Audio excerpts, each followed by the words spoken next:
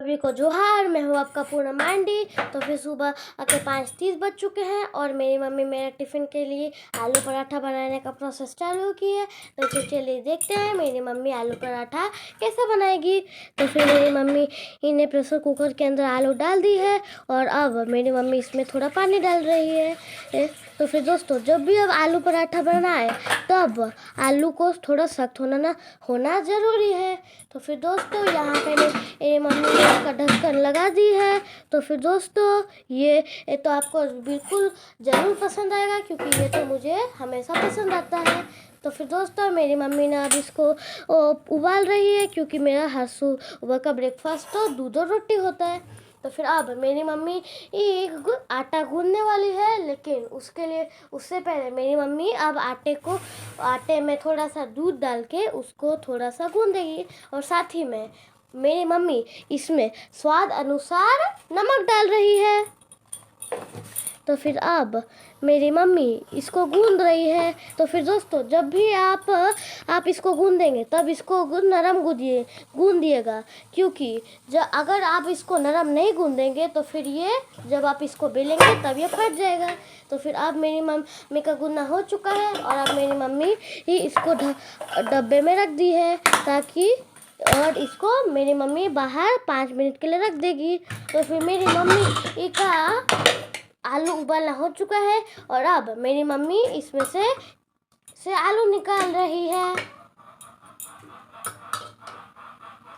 तो दोस्तों, मेरी मम्मी ने प्रेशर कुकर में से सारे आलू निकाल दी है। तो फिर दोस्तों, मेरी मम्मी ने स्टोव से इसको उबालना बंद कर दिया है क्योंकि ये उबल चुका है और अब मेरी मम्मी इसको ठंडा करने के लिए इसको थोड़ी देर पानी में रखेगी।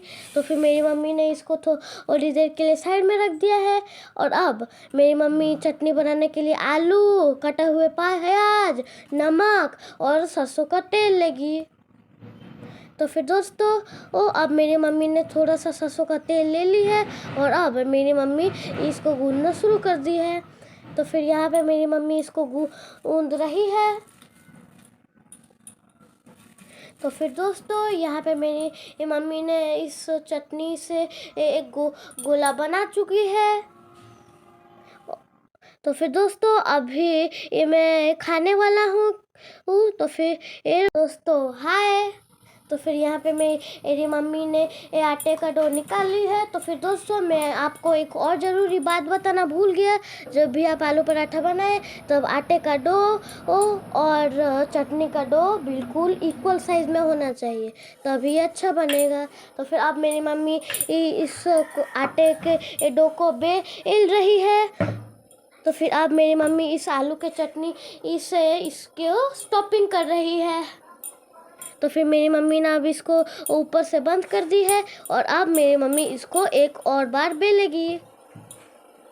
तो यहाँ पे मेरी मम्मी इसके ऊपर थोड़ा सा आटा डाल के फिर से बेल रही है क्योंकि अंदर जो स्टॉपिंग है ताकि वो पूरा स्प्रेड हो जाए।